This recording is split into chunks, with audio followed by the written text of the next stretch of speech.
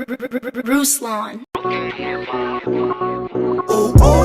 Oh, they got me with the dramatics. You knew that a moment cannot be static too soon. When they see the come up coming, who knew I was not supposed to be here too soon? Crash in my own surprise, party I done devised, something I can't divide. Therefore it's too cool in the garden here to see the sunrise. That's too true for it to be good. But tell me, who are you? Yeah, who are you? Look, I went from being a porn addict to sharing the gospel with a porn actress who was criticized for being low status by the same OnlyFans who treat us so lavish. I'm confused. Why you run them numbers up, buttercup? See a boost in the algorithm when they smother us. Love or hate, it's all the same when you only hover up. Might as well expose yourself when you caught up in the cover up. Why these rappers grabbing blinkies that they never held? Maybe they should tell you how they really felt. Who tends to be the one that you call for help?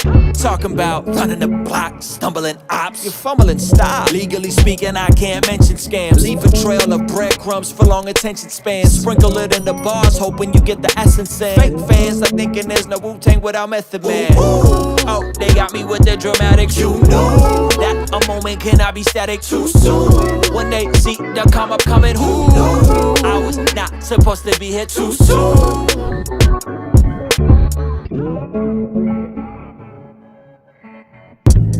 Too soon, how they feeling when I'm on the ride? Too soon, how they feeling when they on the side? With all that envious energy, can I even say that y'all been to me? I be in my zone, just tending me. Gifts from above, keep this energy. Why they claiming too soon? Keep the flow, hella like it's too. Let's go. Too soon. Been too consumed with the YouTubes. Been too online with the loose. My tape on ice, watch it ooze. Too soon. On my health kick with the couscous. I've been outside without the deuce. They pull up, ain't nobody root. Like I'm playing. Got the full armor of God, plus I'm praying. Went the double on the grind, it's the AM. With the cut still, I've been working on my aiming. Never seen clever G from a layman. Even saw Jesus at my arraignment. What an arrangement, pay for my sin. That is amazing, call me a friend. Hopped up the Matrix, whoa. They talking about hopping Bugattis, claiming the truth, but doing the opposite. Why would you brag on your body count when you confused where all your profits were? Why you go fight with the body? I'm breaking bread in Abu Dhabi. Communion to union and proudly. There ain't no juice, this ain't a hobby. This ain't the lottery, this ain't by accident. Why would you ask again? Seeing the Christ, seeing the way and the truth and the life till he comes back again. Ruslan. Patreon exclusive. All right, guys, we're live here at Patreon, patreonexclusive.com. I just got back last night from Dallas. Wakey, bud. We'll talk about that more later on later stream. But I had a great time in Dallas, hanging out with young Don. Nice. And let me just say, we're not going to, this isn't necessarily about theology. Okay. You got this real weird look on your face, like, what's he going to say? I'm excited. Nothing negative to say about Don. Boo. Just kidding. What? I love Don. This man. No, But man, let me tell you guys this. So the theme on Master YouTube Live is obviously getting people to master YouTube Live in a live stream podcast format. Yeah. That is how my channel exploded. That is how my channel blew up. That is the system that we teach to get people creating more, publishing more, streaming more, anchored on their expertise. Yeah. Hanging with Don, who people don't know this, his main channel that he doesn't upload anymore is one of the biggest black creator YouTube accounts out there. Wow. Bigger than Abba and Preach, bigger than Fresh and Fit, bigger than, I don't know any other black creators. That's an L for me. Bigger than Belief in Fatherhood, right? I'm trying to think who else I watch. But yeah, 2.4 million. Marquez Brownlee. Yeah, yes. Okay. I mean, that dude's 10 million. caking. 10 million, right? So 2.4 million subscribers. And here's the thing about Don that is extremely fascinating. And I've said this before. Don has the ability of multidisciplinary execution. So picking up multiple things, mastering them, moving on to the next thing, mastering that, moving on to the next thing, mastering that, right? And we've talked about this on the channel, but seeing it when he was on the podcast, which you guys should go back and watch, but seeing it up close, Yeah. and seeing him problem solve technical things, real simple. Because keep in mind, most creators aren't also running the tech side. Yes. Most creators have a tech team. Mm-hmm. Your favorite, like especially like your favorite conservative creators, your favorite biggest podcast. Oh, yeah, There's someone behind the cameras. Yes. Something as simple as I brought my own in-ears. The cable wasn't long enough. He didn't have an extension cable. This wasn't going to reach. He was able to go to the other room, grab a box that was like a multi-headphone thing, and we were able to plug it in like while the stream is about to start. Like little things like that most creators aren't able to do. Yeah. So he's so immersed in the minutia of the tech side and in the execution side. Yeah. Which is why his channel is exploding, which is why he's an incredible creator. You know what I mean? And I think people don't quite track what that requires for somebody to be both. Yeah. To be both. Unless you go make $1 million and then go pay somebody $40,000 a year to do all your social media, which is what Alex Tormos made way more than that, and Ryan Panetta, all those guys. But I think the ability to do that, then it was seeing him, he doesn't like do thumbnails for his live streams. It's the same generic thumbnail. So it's interesting to see him cut that corner. Then seeing him just jump in and make the stream a show. There's a theatrical music. He's talking. He talks before it even gets off the countdown timer. Yes, before he's he's like, on "Are you screen." ready?" Yeah, before he's on screen. Yeah, he's got it. The attention to detail to the sound effects, which is a whole nother conversation. And I want to actually hear from you guys. Like, how do you guys feel about sound effects? I like sound effects. I think it make them really interesting. I love sound effects, and I put out a video this past week where I was just too trigger happy, and people were calling me out for it. Were they? Yeah, I got like 3 comments, and I'm like, "Hey, fair. Thank you for watching, though." Yeah. People get very triggered by the sound effects. I think they Really? want to listen to a pod, but they like, and then you hit them with a sound effect. If the levels aren't right, you know what I mean? If the levels aren't right, if you're doing it too much, Yeah. if it's like he's really good at his timing. His And so timing. he'll hit something, and it's part of the joke. Yeah. It's part of what he says. It's Yes. not like it's not obnoxious. Yeah. His timing My timing's bad. is impeccable. Yes. His timing is impeccable. His instincts are impeccable. Yeah. His humor is Yeah. great. So I don't think you find someone that is proficient at basketball at an elite level, Yeah. right? Then becomes proficient as an animator and a storyteller. Both. Then becomes proficient at podcasting, music, and live streaming. Yeah. It's so weird. It's so rare. Yeah. The one thing that I did find interesting is that he doesn't do multi-camera setups. Yeah. Because he's probably so locked. Like here on my stream deck, I'm cutting between my camera, I'm cutting between Zach's camera. That takes up space. That takes up space, but it also it's space in its headwear, right? To think of that. So I think there's something there, but I think that would be the only thing I would improve on is like the format of how he does his live streams packaged with simple cuts to make it so we're not sitting shoulder to shoulder and it feels more conversational. Yeah, and I did notice that. And even And that's a streamer thing. That's how they all do it. Yes. Sneeko, all those guys kind of do they it that sit way. shoulder to shoulder. Yeah. It's like there's a guerrilla filmmaker Yeah. type of vibe to it Yes. that they have. Yes. And I do notice that with even his long streams is that he's a box in the corner. Yep. And when they re-edit, they just zoom into the box in the crop it. corner. Yeah. Yeah. Like, yeah. what? And so the technical side, the execution of the stream, the entertainment value of the stream, and Yeah. just being able to have conversations. And then they're not even like going super hard on chopping stuff down because he just kind of just streams for 5 hours a day. And, so it's a different thing. So I say all that to say, I think there is an opportunity with the Master YouTube Live model to create a hybrid, which is what I'm attempting to do.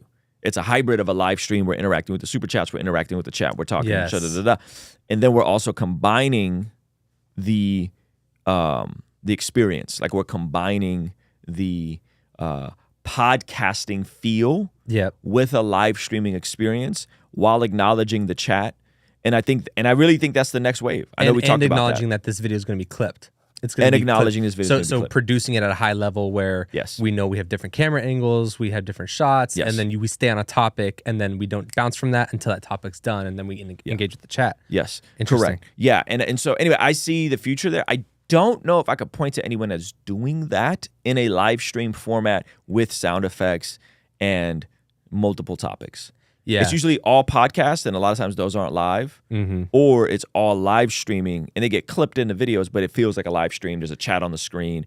You know what I mean? Like Yeah. it's not as crisp as like a live podcast that's doing topics. Daily Wire has a prepared show where they'll release the hour show every day, and then they'll chop the clips, but it's still not live. It still doesn't have any of those other Interactions, elements. and all that kind of stuff. And they probably do that for time's sake. Because if you're doing a live 1 hour show, if you got a chat and you care to acknowledge super chats and the chat at all, that's instantly turning into 2 hours easy. Yeah, and then not to mention, like if you're doing pre-recorded, you can schedule stuff ahead of time. Like kind of just get it. You can move about your life, right? But you're missing that connection with the audience. Yeah, and I'm not 100% sure about this, but I do feel like YouTube prioritizes live streams right now in the algorithm. I did hear that this one creator I was following, he's like, I don't like doing these shorts, but it seems like on YouTube, if you're not doing shorts and you're not live streaming, that you're not being promoted. I was like, it's very interesting. Because I do feel like, there's, I don't know. It's interesting. It's nice that you can kind of do either or. It seems like. Obviously, you should do both. But it's cool that it's not all just short form. It's also like, if you want to do a really long live stream, that can get booming too. Yep. That's good. So that's kind of what I learned from Don.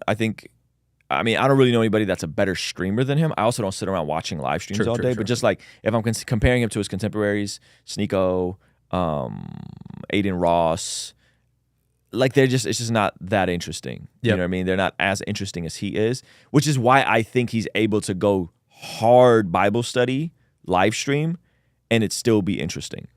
And we talked about that as well. Like his ability to just be entertaining is amazing. Yeah.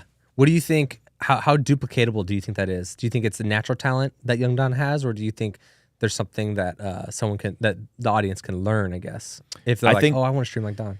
20 hours of commitment, focus for a skill. You got to be in a headspace where like, okay, this is going to be hard, but I'm going to try to learn everything I can about audio and video today. Yes. How it all, because people freak out about audio and video. It's like, bro, they're freaking cables. Yes. Like out of the camera into the video switcher. Out of the microphone. Into the stream, into the soundboard. That's true, but it's not rocket science. It's not rocket science, but you have to remember that you have a lot of years under the belt. So if someone that has no comprehension of a video camera, they don't know. A lot of people don't even know how HDMI works. They're like, what cable do I need to get the Apple TV to the actual TV? Like they don't know that we know, HDMI that transmits an image. So, and there's levels to the thing, but I think your point, 20 hours of work, it's like the 20 hours of learning, like you can learn something in a week. In your free time. 20 hours of deliberate learning with the expectation, this is going to be hard. Yes. If you want to understand how this works, it's hard. I haven't squatted in months because I injured my knee back in April. I had knee surgery in September. I'm just now rehabbing. I'm just going to get back to strength training. I know that when I go in and I try to squat for the first time, it's going to be hard. That expectation is going to make the barrier of going through that process substantially easier than just assuming I could walk in the gym tomorrow and be like, I'm just going to get back to what I was doing. No, I'm not. It's going to suck. Matter of fact, I did rehab once, and the time I did rehab, just squatting with like tens, I was sore the next day, and it was hard.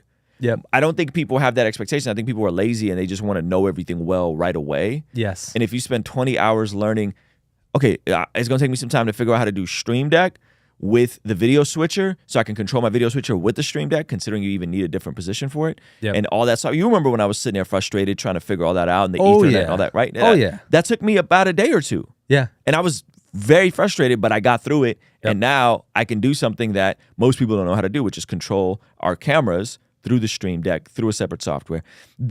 It's the mentality of being willing to learn new things and knowing that, like, 20 hours. If I could spend 20 hours learning this said thing, I'm good. I got a comment on one of my recent videos that was like, "Hey Zach, how do I go about hiring an editor to get intros like yours?" And I said, "So you could go to Fiverr, or you could just take the week that it's going to take to learn the very basics of editing, like my intros are. They're not intense. And learn a software. You can start in iMovie and then move up to Final Cut Pro. You can edit in Adobe Premiere or DaVinci Resolve if it's completely free." I was like, and then instead, I was like, and then you're going to save the money. You're going to learn an extremely valuable skill. And then 3, you can also be the person that gets paid versus being the person that's paying somebody else. Yes. I was like, and then you're just self-sufficient. Yeah. But it's that I was thinking about it when I was typing it out. I was like, it really is a week. Yeah. Like I actually I don't even want to do like those types of videos, but I would love to do a video that is just like, this is the one skill you need in Final Cut Pro to like start making YouTube videos. And I'm like, there's got to be maybe like 1 or 2 things. People overcomplicate it. I don't want to learn an entire situation. Like to live stream, you don't have to learn how to be a cinematographer. You don't have to learn like all the ins and outs of a camera. You just have to know, you just have to be willing to be able to set it and forget it. Bro, a camera is 3 variables. Yes. F-stop, shutter, ISO. Yep. Figure that out, That's and you can figure out how to use any DSLR. And that's what I'm saying is that like, well, and then we'll throw in white balance there. But yeah, screw white balance. I don't care. I just throw it on auto white balance, and then none of our stuff is on auto white balance. I know. I said initially that's what yeah. I did, and I was still getting compliments of how amazing my stream looked. Exactly. You know what I mean? Some people are like, oh, it doesn't matter, and then like their stream is completely yellow. You know, they don't set it to auto. Okay, but 4 things. 4 things. Four things, and you can learn how to use any DSLR. Yes. And that's the thing is that like people overcomplicate it. I don't know all the ins and outs. It's like it's literally just those 3 or 4 things, and then you set it, and you never have to touch it ever again. You don't even have to fully understand what it is. You just follow the tutorial where they say put it at this number, and then you're good. You're like, oh, cool. That's it. 20 hours. 20 hours. You learn enough things. 20 hours, and they become these locks. They become these. What's the metaphor? It's a chain. Locks in a chain.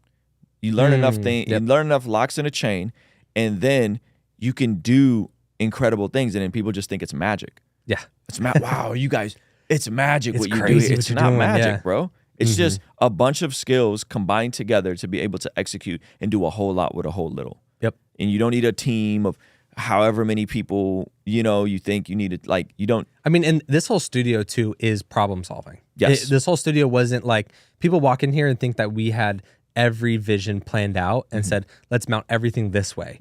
When in reality, it was like, it started with you and a ring light.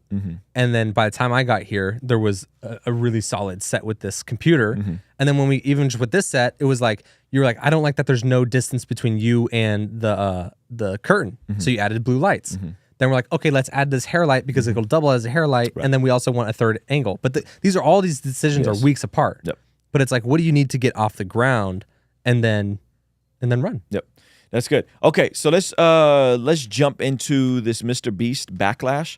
This is the most fascinating thing ever. This is so fascinating. There's layers to this. There's layers to this. And I am just so perplexed by all of it. Like, I don't know if I'm just not getting it, if I'm slow. So Mr. Beast does a video. He heals 1,000 blind people or whatever, gets their vision fixed. Fronts the money for it. He healed them personally. Right? And we're gonna talk about the main channel aspect of like him being the Antichrist, which is that's gonna be later today. But this entire debacle I find extremely fascinating. So let's go ahead and hit it. So here's the pushback. Monster, or is he a hero? Or both of those arguments have been, is Mr. Beast a disgusting, exploitive monster, or is he Move a it hero? over, because you're showing some of the desktop. Which one? There you go. Am I showing too much on this side now? Let's go. Perfect. All right, so this is Abba and Preach reacting to this. Yeah, but I'm just going to show, they show the Philip Philip DeFranco's intro. Is Mr. Beast a disgusting, exploitive monster, or is he a hero? Or both of those arguments have been flying around the internet for over a day now. And that's because over the weekend, he uploaded a video titled 1,000 Blind People See for the First Time, where we see him work with a surgeon to perform an operation on blind and partially blind people that would allow them to get their vision back. They can't see, but we have all the technology to fix it. Yep, half of all the blindness in the world is people who need a 10-minute surgery. But the thing is, a lot of these people just don't have access to it or the money for it, even though it's life-changing. With a number of people sharing their stories to Mr. Beast and his team, one person in the video saying blindness stopped them from working, another saying he's never been able to drive a car, but this procedure changed all that. And of course, because it's Mr. Beast, he didn't just stop at the surgeries. He gave one guy a Tesla, others got money. What does this say? You just won $10,000. Here you go. Hey. Oh my gosh. You also see him take this international with people from other countries also getting help. And Pause in it. total, It's crazy that people in the West don't have access to this surgery. Yeah. That's sad. A 10-minute procedure? I was watching Crystal and Sagar, and she said, no, I think it was Sagar. One of them said, you would think that in terms of having people be able to see, with a 10-minute procedure, they would add to our output in our GDP. If we're talking strictly capitalistic, Yeah. like forget the humanitarian aspect. Meaning of it. we could cover it by government finances or some sort of healthcare situation because it would actually be a net positive financially for the government. Yes, it would be a net positive, and if the government ultimately needs more worker bees to continue output, to continue GDP, to continue the machine moving, why would they not want to get this going? Why would they not want as many people? If it's a 10-minute procedure and there's, I don't know how many people, I'm assuming hundreds of thousands of people in America that can't afford it, why would you not want to subsidize that? You know? Changing at least 1,000 lives. And largely the response to this video has been very, very positive. People saying it's heartwarming, it's amazing, but also others saying things like, are we going to start celebrating people with resources giving back to people for entertainment only? He gave me surgery. What an L take.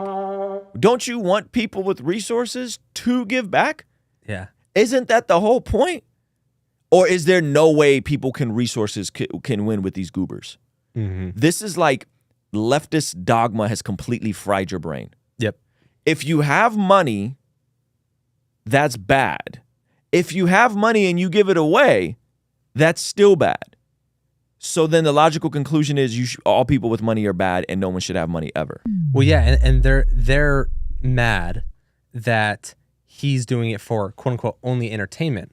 When in reality, wouldn't you want someone to leverage their most valuable skill, their most valuable platform to do something like this versus just like do it in secret? I mean, we'll get a little bit further I mean, in. I would say him doing this not solves a practical problem, but it also brings attention to this problem that many of us probably weren't thinking about now. Exactly. Go ahead. To people who agree to be in a YouTube video for him to monetize. How is that charity? And he just makes people dance on camera for basic human needs so he can make millions. As well as some that were split saying he makes a good impact, but he does it in a borderline or maybe not borderline unethical way that benefits himself more than anyone he could ever help. Giving should be a selfless act. Pause it. That is a complete L. That is such an L. So that's it from this clip. Play the rest of this. With some of the online discourse, courtesy of Distractify, to give you a little bit of flavor of what people were saying. Quote, if Mr. Beast truly wanted to do something good and truly cares about disabled people, he would not monetize their suffering and make them tap dance on video just so he can slap it up on YouTube. I'm tired of having to perform gratitude for wealthy people just to stay alive. Others went even further. This person tweeted, there is something so demonic about this, and I can't even articulate. All right, stop it. We'll cover that later. I am disgusted by these people. Yeah. I'm genuinely disgusted because these are the people that you cannot win with. Yep. These are the people that think any profit is exploitation and anyone that makes any money is a bad guy. And they're like this is literally like your brain is fried. I'm not talking about, hey, maybe we could look at the Scandinavian nations and figure out more checks and balances and more safety nets for certain people to not have to, right? Reasonable arguments. We all pay a little more in taxes. Let's tax the billionaires so they don't have as many loopholes. I'm not talking about those people. Yep. I don't always agree with those people, but I'm not talking about those people. I am talking about the people who are just so far gone that they rather go back to where I was born. Like they rather go back to communist Soviet Union. Yeah. Like that's how far gone these people are. And it's really sad because you have no idea how the world works. Yeah. You have no idea how the world works. And the world is very complicated. It's very complicated. But you miss human nature, that the reason why we have all this stuff, cameras, live streaming, food, shelter, toilets, running water, sewage, is because people wanted to figure out problems to solve and benefit themselves and make money. Yeah. That's the part that people misunderstand about capitalism. It is actually, good or bad, that aspect of human nature that makes the whole thing function. Yes. Because if I could start a app that solves billions of people's problems, then I also benefit from that. You know what I mean? Like it's such a silly paradigm of the world, and I don't really think they understand all of its implications. Yeah, I mean, and you could look at the Mr. Beast video two ways. Not only is it he's actually providing a surgery for 1,000 people, but he's also, like you said, running sort of a marketing campaign, which he also later on Twitter said something of the same sort of effect, which was he ran through the logical argument of like, don't you think it would be a better return on investment for people to get their eyes healed? And so then you have this big discussion breaking out over this thing that he quote unquote could have done in private. Not to mention, I mean, there was a lot of countries in there that they did not show. They only showed the U.S. because those are the people that could speak English. Yeah. So to act like he only or like gave surgery to 1,000 people, because he wanted to sing and dance for camera. Like, we saw how many? 45, maybe, even with like a quick cut. Yep. We didn't see 1,000. So it is interesting to think. It's also annoying when people think entertainment and charity or entertainment and value are mutually exclusive. Yes. If you want people to be more charitable or to love Jesus more or to study the Bible more or fill in the blank, you would package it in a way that's entertaining and shareable. Yep. If you want people to care about this issue, you would package it in a way that makes it entertaining, shareable, a good story, feel good, and also help people. Yeah. Those are not mutually exclusive. Shout out to Shiny Kamani. He said we can do charitable things that benefit others as well as ourselves, right? Yep. Yeah, it's not mutually exclusive. It's absolutely not mutually exclusive. So that's another thing where people get into like, is this entertainment or is this Bible study? It's like, it's both, you goober. Yeah. On purpose. Yeah. On purpose. If you want an unentertaining Bible study, go ahead and open up the Bible and read it. When's the last time you've been in a weekly Bible study? Yeah, when was the last time you went to Bible study? Like, you're here watching a video that's packaged in an interesting way and it's helping you, but you have the gall to ask, like, is this Christian TMZ? No, goober. I just put someone in the thumbnail that you cared about and I packaged it with a biblical principle. You're here. You know what I mean? You're here. We got you here. Like, so I think that's... wasn't a mistake. It wasn't a mistake that you clicked on this thumbnail. So I think that's the part that's just... again, it's just... I just don't think people understand their own nature and understand that sometimes you put the medicine in the candy. Like, sometimes... Sometimes you do things to appeal to that, like, oh, what's the tea? What's the sauce? What's the drama?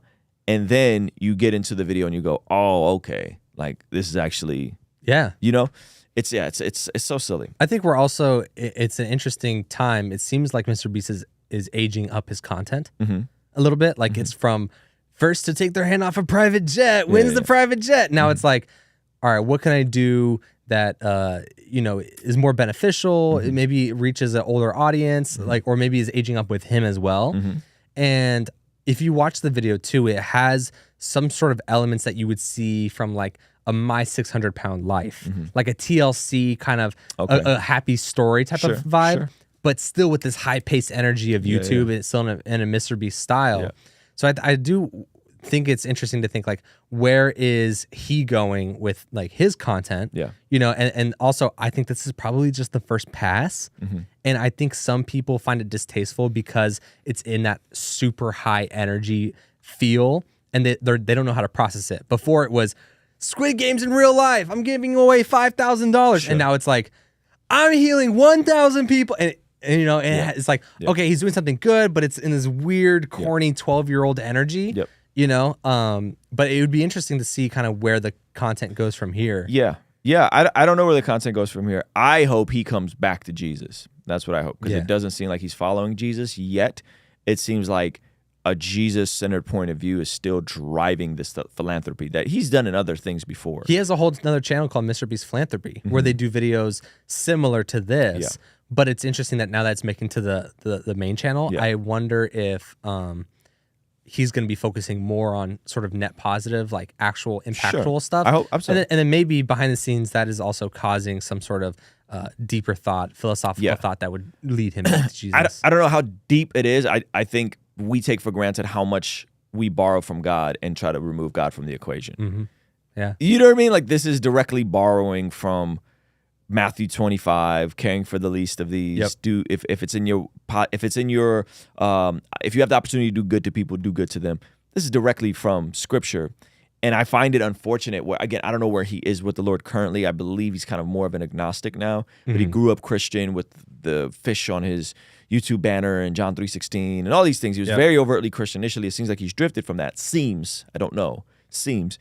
But I think it's funny that we don't connect that, like, bro, you growing up in a Christian saturated worldview is I would assume is what's driving this good work you're doing, yet you want to disconnect it. And that's a bummer because you shouldn't disconnect it. That is, even if you say, I'm not sure about if the resurrection literally happened, but I know that Jesus has inspired Western civilization so much. More of a Jordan Peterson view. More of a Jordan Peterson view. I would respect that more than just like, I'm never going to talk about my faith ever again. Yeah. Like what? Yeah. Even if Mr. Beast is going to go on a podcast and say, I mean, I grew up Christian, not so sure about it now, you know, but you can't deny that Jesus did a lot of really good, and he inspired an idea of like, what would it be like to heal 1,000 people in today's context?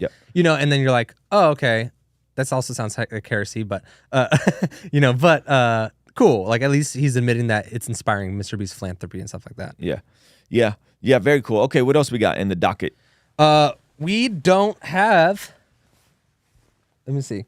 I thought you got a whole bunch of videos pulled up. No, no, these are all like, we have the Mr. Peter McKinnon. Oh, we have. Go back to Peter McKinnon. No, it's not a good video. And we need more. Okay, so we need more Blessed God Studios. We have 0 for today, so we need at least 2 or 3. Okay. And we got, I think, 1. Okay. Or no, we don't have any. We just shot 2 Master YouTube Live. Aha. So we need to cover. You guys have any things you want us to cover? I'm gonna go deep into the notes here and see what we have. Yeah, we got a bunch. I mean, I thought I added a bunch of notes here. Oh, yeah. Fatherless homes, valuetainment, male inequality. What is manhood vice? Oh, we couldn't do that. That's gonna be a lot of editing to try to fix that. Yeah, you're right. I mean, we could do the second half of that, but that's gonna be a lot of editing to try. And we're wearing something different. We're both wearing something different. Yeah, it you're right. Be a very disjointed video. Mike Wingard, no. How important fatherhood? No. Biden's first time at a black church. Play that. That's fun. Play that. Let's go. This is amazing. Okay, so intro it. All right. So this video is going viral, and I always call him Joe Budden. Joe Biden, who professes to be a Catholic, and there are some, believe, bishops that like prevented him from taking communion because of his pro-choice stance. Apparently attended a African American church, a black church, which, if you've never been to a black church, you've never experienced a choir, you've never experienced, outside of the theology, because the theology obviously matters, and I'm not saying all black churches have bad theology or good theology. I think this is Reverend Warnock's church, or Reverend Warnock's in the shot when he has some really wild stuff. This isn't an endorsement of, because people get weird, like, so what are you saying? You know, so, but just the sheer hilarity of him at a black church, completely mesmerized and puzzled, is amazing. You know, amazing. And I'm not saying this is his literal first time. That's not what I'm saying, Yolanda. I hear you. Yes, we know Obama went to a black church. That's not what I'm saying. I'm saying it looks like this is his first time, and that is what the meme says, courtesy of my guy, D1. Go ahead. All right. Can you zoom in on that?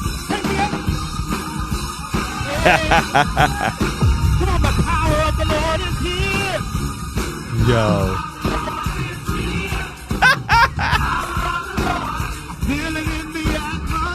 Look at his face. Yo. And that is Warnock, right?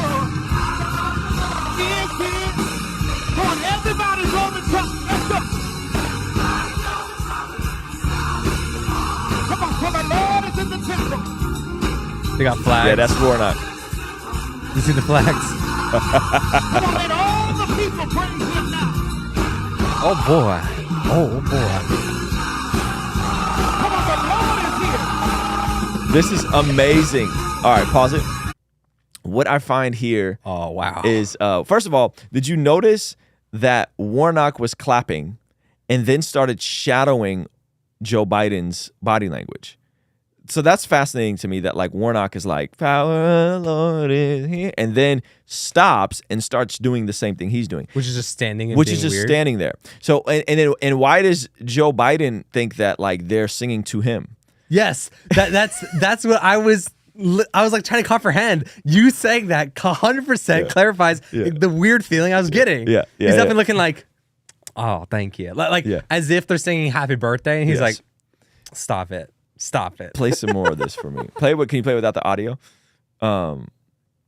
Like everyone's jamming out, and he's just completely stiff. He's like, y'all are so kind. Does he even have a southern accent? Thank you. No, he doesn't have a southern accent. Bro, this is hilarious. Now, see Warnock slapping here, and then he looks at him. He's pointing like, what are you doing? Like he thinks he's at like a Broadway show and he gets to be on stage. Yeah, he thinks they're like, let's do a set for him. He can't clap. He knows his motor function is like depleting, so he's like, I'm gonna just sit and watch. This is amazing. This is amazingly awkward. It's more awkward with the sound off, or is it more awkward with the sound on? No, it's still very awkward. I mean, I'm trying not to go there in my thoughts, y'all. Either this is hilarious or one of the most evil things I've seen in a while. This is fascinating. Yeah, it's very interesting. This is fascinating. So yeah, I saw this on the internet and I had to share it. I had to share it with you guys.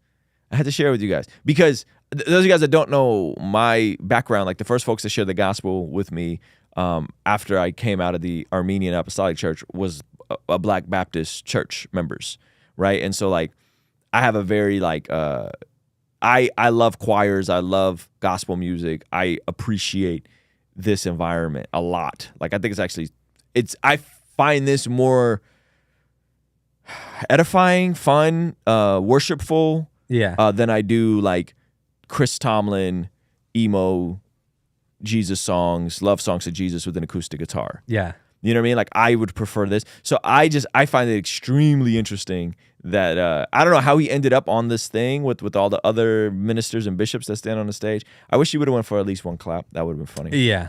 Or even like a nope.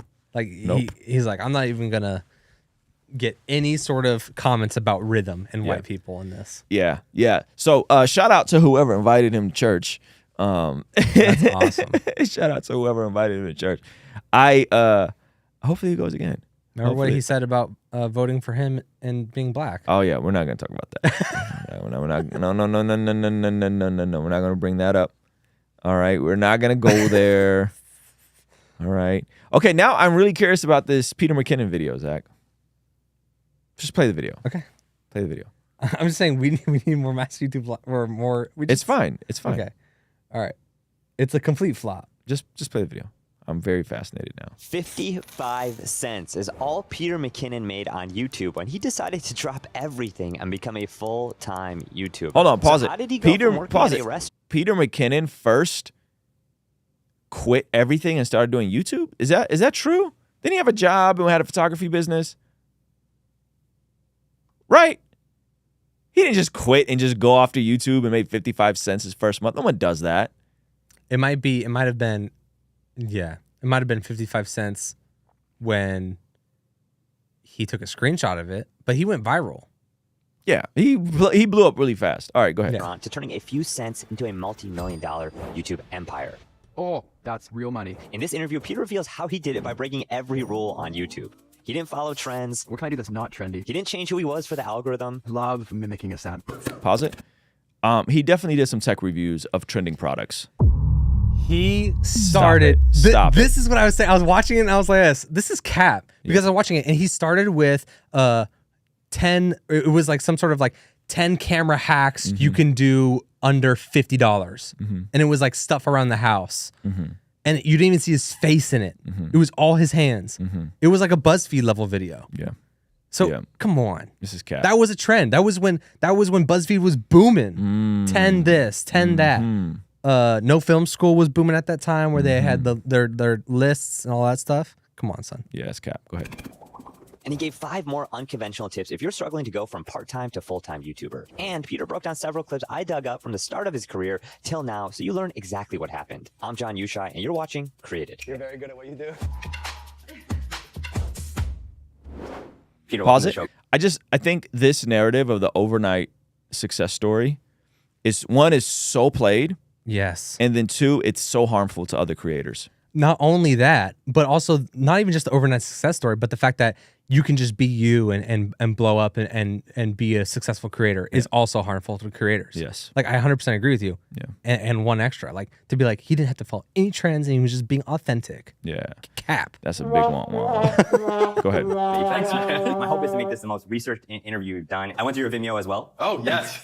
Rest in peace. I'm telling you, I went to, well, we're going to bring it back to life. Dug way deep. Okay. Way deep. I got to do my research. Okay, man. yeah, you went there. Yeah. I'm excited. Let's start off with the first clip. I won't give much context. I will just let you go ahead and play this. I'm now a full-time YouTuber, and it took me, if you think about it, 18 years to get here. It took me washing elephants. It took me getting fired from jobs. It took me working at a steakhouse, Home Depot, going through training at Apple, trying to figure out what I wanted to do. Yeah, still think that. Take me through that journey of the jobs you had leading up to becoming a full-time creator and the day that you left those jobs behind. I remember that was a big realization moment. It was the steakhouse. And I worked on the line, and then when the shift ended, I was about to leave, and they're like, you gotta clean the kitchen still. I was like, it's midnight. Like, well, now we gotta clean for the prep people coming in tomorrow. And it was that moment I was like, I just can't do this. This isn't me. I can't do this stuff. And I went to the back, and the manager was there. I just said, hey, I think I'm done. I don't want to work here anymore. And she's like, well, do you want like less hours? I was like, I want no hours, actually. Took off my apron, and I walked back to my little protege and drove home. And it was at that moment I thought, I gotta stop doing Pause it. He said, to my little protege? Does that mean a car? Some sort of car. Oh, or did he have an actual... maybe a little bike? No, I thought maybe he had a chef that was his protege. Like, was he chefing on like an elite level, or? I have no clue. Yeah, I don't know. Go ahead. And at least start taking jobs, even if they're still retail or part-time, they're at least more tuned to what my interests were. To kind of like, I can't just be a pro photographer tomorrow because I decided. I knew there was steps and processes that were going to come in between that. So I thought, if I get a job at a camera shop, it gets me that much closer. I can learn Pause camera. it. Now, this is good because I do believe that there are certain jobs that exhaust you and completely like zap any creative energy from you to do anything else. And so I do think this is a really, really, really good point here of him saying, look, you know, there are certain jobs you could do that make a lot of money, but that may not like give you anything left to go and pursue those things. It might be better to work a job that's a little bit more brainless so that you have a lot of mental capacity when you get home to do your side thing. Yeah, yeah. And those were when I worked with after school team center. I worked out of a studio. The YMCA, they had like this recording studio, so I would record kids. So that was like getting to learn and get paid for it.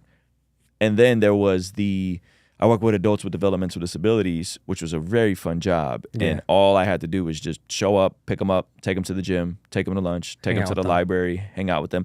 And I would be encouraged, like, hey, like, if you have some errands you need to run, like, it's okay to take them with you because it shows them what a normal day is like. That's pretty cool. So I would have like a meeting with like Daniel Golding. We'd grab lunch. He'd meet us. You know what I mean? So it was actually a really cool job. But what it did is it allowed me to be off earlier.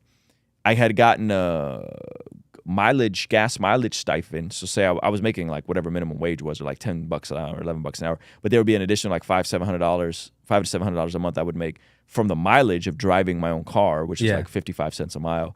And so it was like okay money. I mean, it wasn't great money. It was like $2,200 a month or something. But I would get off by like 3 every day, and I would have time until 6 or 7 to work on other stuff. You know? So I think this is a good tip here. More. And then maybe I get an internship and I can intern with people who do it professionally and I can learn more. And it was those little steps along the way that eventually led to the big one, which was just, it's time now, dude.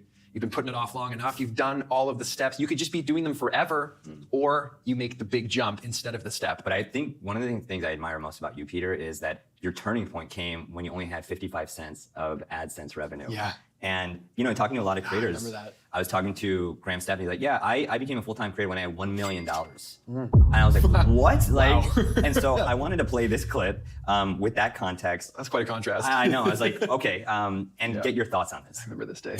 This screenshot is from when I first started my YouTube account. I'll throw it on the screen here.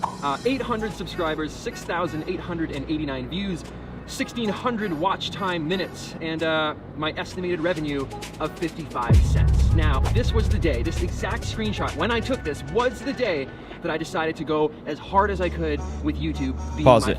As hard as I could at YouTube, not quit everything I'm doing, be a completely irresponsible derelict, and jump in and do YouTube full time. Yeah. This is a huge contrast between how this was said and how it was framed. Yeah. Maybe we're missing it, but go ahead. Yeah. Go ahead. Yeah, that was, I remember that vividly. There was proof of concept to like, oh, I logged in one day and it was just not zero anymore. It was 55 cents. I was like, oh, that's real money. That 55 cents will turn into $1, maybe $10, maybe $100, maybe enough to pay one bill, just one bill of mine. And if I can pay one bill, I can pay all the bills. So it was the only spark that I needed to just set that fire. And yeah, that 55 cents, that screenshot, I think I printed it off actually and framed it and put it in my office. Wow. Yeah. I wanted to talk about romance that swept through YouTube and play this clip of, I think, the first moment that Casey Neistat appeared in one of your videos. Okay. Oh, this was good. Okay, guys. This is when he connected with Peter. I mean, Casey Neistat. Casey Neistat. Yep. Is there any other timestamps here, or anything else we need to hit? What Peter McKinnon I really don't learned care from about Casey him Neistat, and Casey Neistat. asking being big bros. creators to collab, tips for better brand deals, Peter's thoughts on Zach King, competing in saturated genre, Peter's sound effects, thank you, ad break, and how to keep improving. Is there anything else we need to react to from this video? Literally nothing. That's all you just wanted to point out how ridiculous that. I didn't want to watch the video. Oh, okay. Remember, I said let's not watch it. You said pull up the Peter McKinnon video. I mean, it's here. It was in the notes. It was in the notes. I put it in before I watched it. And then I watched it and I was like, never mind. You guys think I'm stupid. I'm not stupid, guys. I know this. That was like a Peter McKinnon fan interview. It wasn't like a Peter McKinnon for creators interview. Got it. Yes, it was a fan interview, but it was a decent interview. Yeah, it was a decent I interview. mean, it was well done.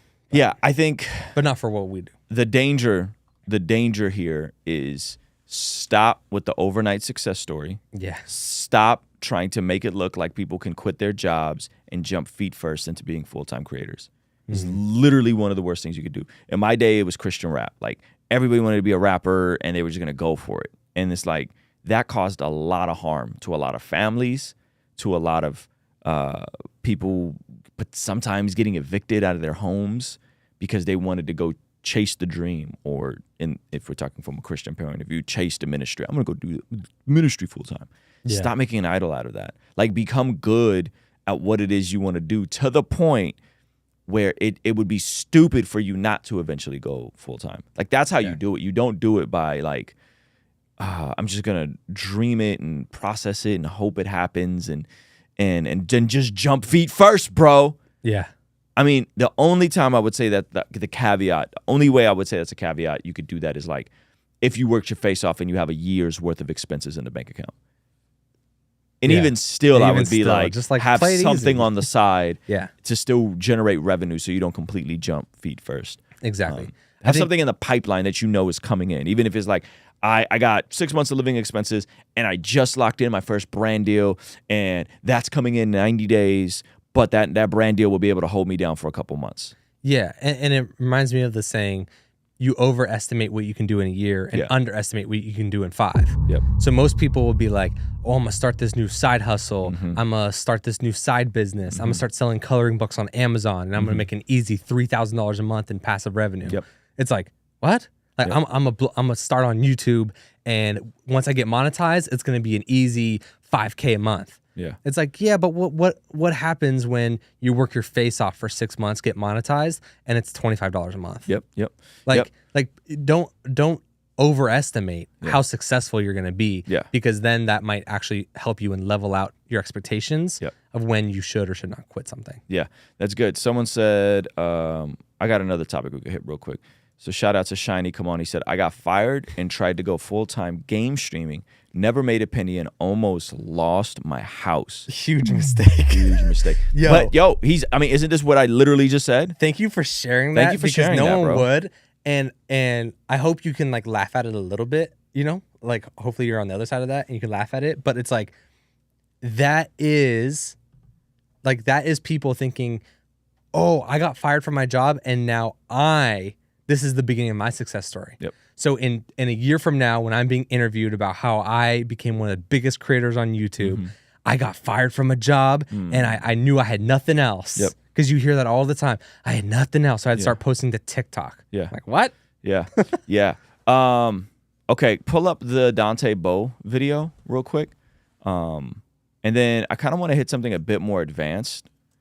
I don't know if Dante Bow, I think it's Good Morning America. Yeah, CBN. There it is.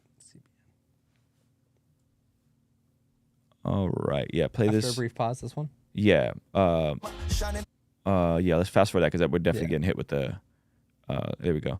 with the copyright here. So Dante Bowe made his comeback away from Maverick City, and he did an interview with CBN. Now, as with most of our videos, people DM me this, ask me my thoughts on it. And there's some interesting things here that we're going to address, and some things that some people don't fully know what happened that has been verified, independently verified. And let's jump into it. Turn the annotations off or whatever you just turned on. Good. I ain't gonna let no cloud get in my way. Healthier than ever, better than ever, brighter than ever. Feel closer to God. Yeah, I'm good. I'm gonna wait on you. Jeez Pause Louise. it. Huh? So they're just coming for all the song clips. Yeah, in they're this. coming for the song. Play it at 1.5. It's at, oh, okay. You playing at 1.25. Yeah, you're right. All right, go ahead. I think we all woke up surprised when Maverick City announces they're pausing their relationship with you. He smiles. He's like, yeah. Yeah. What were you thinking when that was announced? That's a good question.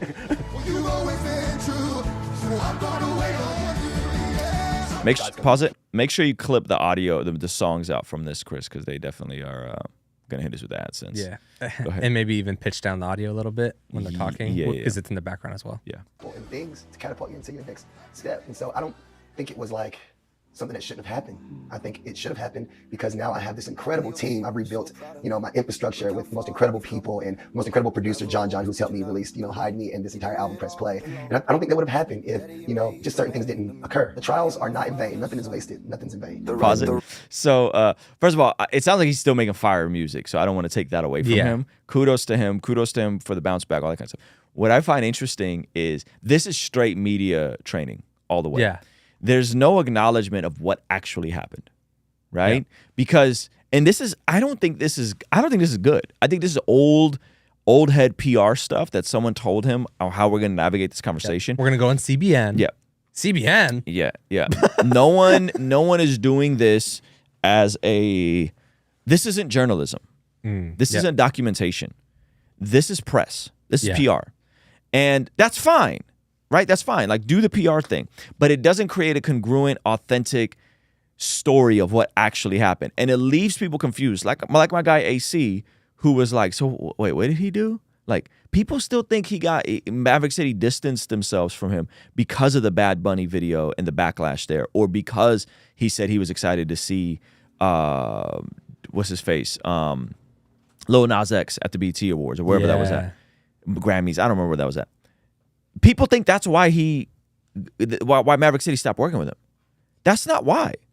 And the fact that it would be this ambiguous, to me, I think kind of muddies the ground on Maverick City, and it kind of got them looking kind of crazy.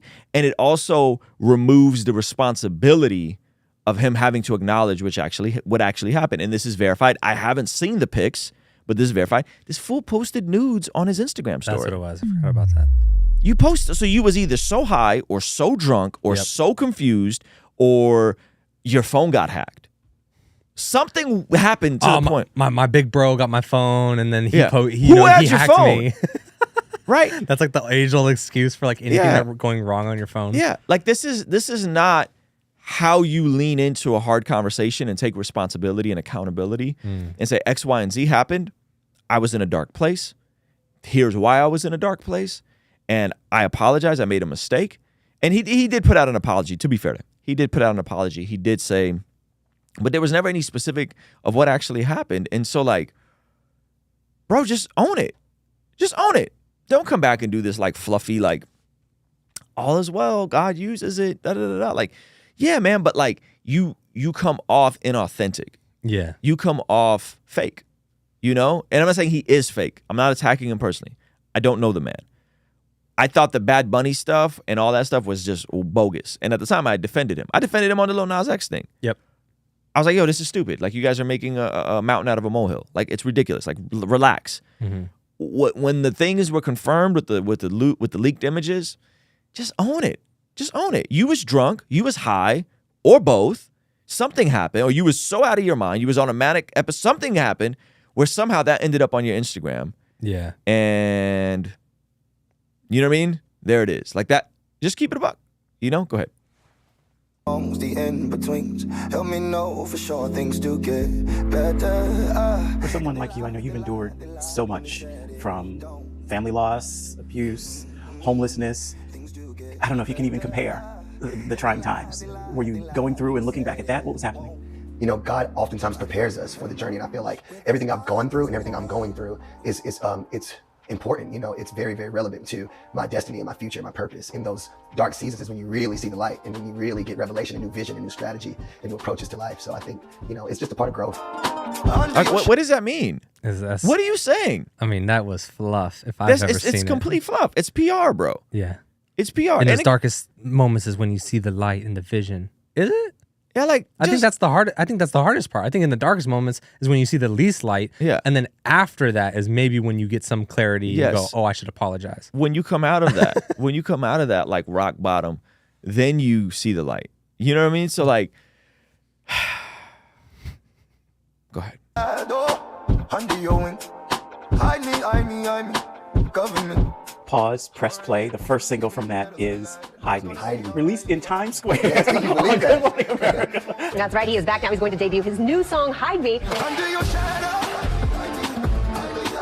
How did all of that come about in that song? What gave birth to it? Yeah, me and my producer, John Webb, who I call my angel, because in that dark season, John was knocking on my door because I wasn't answering any phone calls, right? And he was knocking on my door, and he came in and we just talking. He's like, let's go up to the studio. And so we immediately started recording. Didn't know an album would come out of it, but that's the plan of God. You know, it's like God's plan. You know, it's not our will, His will. It was just natural. John started playing that beat, and the first thing I thought of was, you know, I'm under the shadow of the Almighty. You know, I'm under His wing, and there is safety there. And I think this entire season has been me under the shadow of the Almighty. I felt so hidden, so protected, and close to Him. And I think a lot of people would think I felt, you know, a little, you know, down or out or, you know, depressed even maybe. But I really felt very protected by the Lord in this season. What do you think it was that allowed you to feel that way, so protected in that time? I don't necessarily know. I just feel like I never shut the door. Pause it real quick. Pause it real quick. That's interesting. Truth That Talk says, I want to say something, but I'm going to hold my peace. Yo, that thought goes through my head probably 10 times every single after party stream we do. Like, you know, look, what we're not going to do is speculate, and like, we're not going to do that, right? I only speak on things that are publicly confirmed and verified. Me too, I do my man. very best to do that. So, pull this back a little bit. Go ahead. I really felt very protected by the Lord in this season. What do you think it was that allowed you to feel that way, so protected in that time? I don't necessarily know. I just feel like I never shut the door. It's a lot of pause it. It's a lot of I feel statements. Like, I would be Yeah. interested to see how many times the word feel was used in this conversation. That is You know, interesting. it's a lot of I feel statements, which is nothing wrong with feeling stuff. I also wonder, is his music being uploaded as like Christian worship? You know? Let's check. Because he is definitely talking about all of this from like a personal artist point of view, right? Which I guess is okay if you're not marketing it as like a worship song. Because typically, you know, an artist is going to go through a lot of ups and downs. And they're going to make music during that time. And that can result in like really good music, but it's still categorized and marked as Christian. His latest single, which is "Hide Me," still categorized and marked as Christian. Yeah, and I guess it can be Christian. I wonder if it's like still making it on worship playlists, because it's interesting that it's definitely more of a personal song that is about personal struggles. I don't know if it's something that like. What do you think about that? What do you think about the origin of music being not so great, but then becoming like a worship song? Like this, he writes a song called Hide Me, saying that he feels like he was under God's wing the entire time and he feels loved and protected. But the origin of it was scandal, posting nudes on the internet, getting cut off from this worship band, you know, probably not living according to the scriptures. And then because of all that fallout, creating this quote unquote worship song, and then it ends up on a worship playlist. Do you feel like that could be okay because the song can be completely removed from the artist, or is it just kind of sus that it would end up on a worship playlist? That's a good question. And I'm trying to see and verify. Like I was looking to see if it was on worship playlist. I don't see a ton of. I just see a lot of Christian stuff. I see worship now. Let's see if it's on this playlist. But this is a straight worship playlist, and I don't know if that's the song that's being pushed here. I think some of the best Christian music gets made from some of the darkest places. And I think the Christian consumer doesn't know that, and it's hard for them to wrap their brain around that. Because, look, man, most creators, especially musicians in a lot of these places, come from very hard upbringings. Yeah. And so they're dealing with all kinds of darkness that, like, most audience members don't understand. Like, unless you're like a Phil Wickham, or like someone that comes from like a great family and your mom and dad both love Jesus and they're still married 40 years later, and you just had this incredible upbringing. That's not how a lot of these guys come up. A lot of these guys come up with a ton of trauma, a ton of issues they're dealing with, abuse. And so it's not going, the music isn't always made, the best music isn't always made from stability and flourishing with Jesus. Yeah, okay. It's often, so I don't think that that's unique to this specific song. Cool. I think it's indicative of of a lot of the music that's Christian music that's made. It's made from, and I always say this, and it sucks to say this live, but the very music that the very thing that makes for great art makes for a terrible life. So like living a hard life will oftentimes create great inspirational art. But it's a terrible life. It's a sucky, trash, hard life. But a lot of your favorite artists have lived very hard lives. Yeah. And so it's difficult to like connect that. And so it's like the stable functioning thing may not be the thing that drives, quote unquote, inspiration to make great art until it just becomes a complete muscle. And so I think a lot of music is made from a dark place. I mean, think about like a lot of the biggest hip hop music. It's made from dudes straight drugged out and you know what I mean, on pills, and it's dark. Let's play the rest of this interview though. Because I need him more in those seasons than even I need him, when I'm just on the mountaintop, you know what I mean? I always need him, but I just think I ran to him, faster. I wanted more of Jesus when I went through that, you know what I mean? And that's good. I think that's the point of it all. Sometimes, those things happen so we can draw near, right? And so I felt very, very close to him in that season. And also just the team he put around me, I felt so blessed. My friends were with me the entire time. I mean, it was really a fabulous time. Like I felt really, really blessed. And how can you not run to him after, feeling so overwhelmed by his presence and his blessings? All right, is that it? See if there's anything after this. I mean, it's a cool PR piece. Right now, you look to your left. There's no Maverick City. There's no Bethel Music. It's Dante. Yeah, it feels really, really good. I love Maverick and I love Bethel Music. I mean, they've done so much for me and we're still friends to this day. I've always had support, but I just think, different things are necessary for the next journey. All right. So yeah, there it is. It's, I'm disappointed in CBN because this is trash journalism. Come on, son. This is a complete train wreck. Can't be disappointed in CBN. I've passed up a lot of big interviews, guys, with people that wanted to do fluff pieces. CBN, Christian Broadcast Network. I've passed up on a lot of stuff with folks that wanted to do fluff pieces and use my platform to get whatever their new thing was out. And so it's like if they went into this saying like you can't talk about the incident, you can't talk about specifics of the incident, and have been told this by celebrity pastors. Okay, we can't talk about that specifically. I'd be like, no, like you're out of your mind. You're out of your mind. It's terrible. It's terrible journalism. And for him, like, sure, bro, like you'll be fine. Like he'll be fine. He'll make good money. He'll tour. He'll be good. Yeah, he'll be straight. But I don't think you go deeper with anybody after this. I think you just get more superficial, casual fans. Because you never show them your scars. Yeah. You never show them what really happened. You just kind of brush over and just be like, oh yeah, when in my dark time. What dark time? What happened? How did you get there? What led up to that? Yeah. Tell people. Yeah. Tell people, because in your willingness and humility to show your scars can help other people avoid the same issues you went through. Mm-hmm. I think that's the part, unfortunately, I think Dante's missing.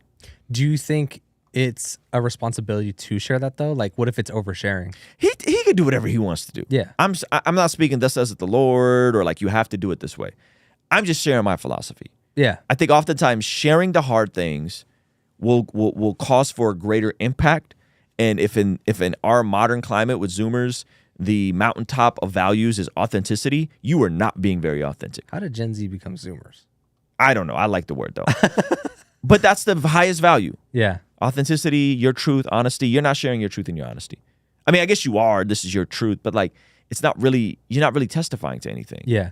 But I mean, you always say, share things that you have overcome, not things you're currently going through. Yeah. It's the difference between what was it? Vulnerability and authenticity, I think. There's the difference between vulnerability and intimacy. Intimacy, yeah. So I can come on here, I could be vulnerable with you guys, I could share you guys things, but I'm also not being intimate about like my Monday morning or like the thing that just happened this morning with the time I had with my 2-year-old. With your kids, I don't yeah. share that kind of stuff with you guys. I am vulnerable and I share my scars, but I don't share the intimate aspects of my life. So the flip side would be like, I mean, maybe he's just trying to get back to it without actually having overcome a lot of things or really figured it out, and it's still relatively intimate. Yeah, that's like true. Maybe it's not vulnerable where he's overcome this thing and let me talk about my darkness. It's like, oh, this is something I'm currently going through, and I'm just trying to get back to making music, so I have to be a little fluffy because I'm not trying to be intimate. Yeah, or you just retreat to the woods. Or the money ran out.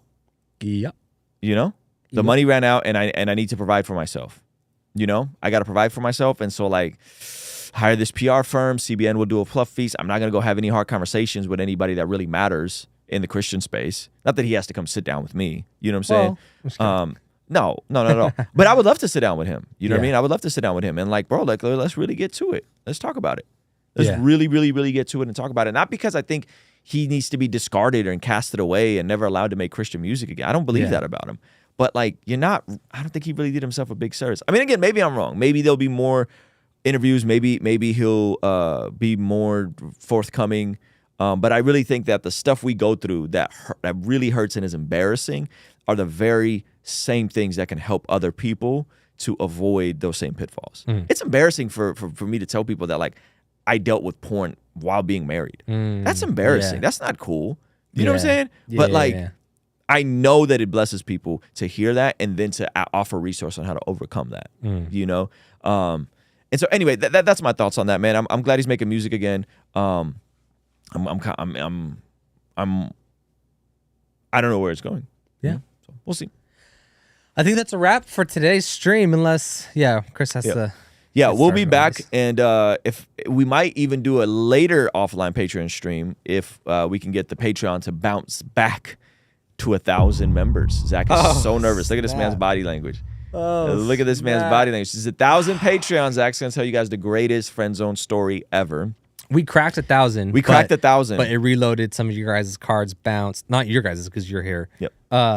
But some people, some people lose a card, they call it off. Some people, only sign up for a month, cancel. Yep. Stuff like that happens. So Zach, we need about 75 more people. I think so. So we're gonna send a message out to everybody whose card got declined and try to get them to come back, and then we might do that offline Patreon only stream later where Zach tells you guys the greatest friend zone story. So just stay tuned. Make sure you got the bell notifications on the Patreon, and you got the app for the Patreon, all that kind of stuff. All right, guys, we're out of here. Appreciate y'all. Peace.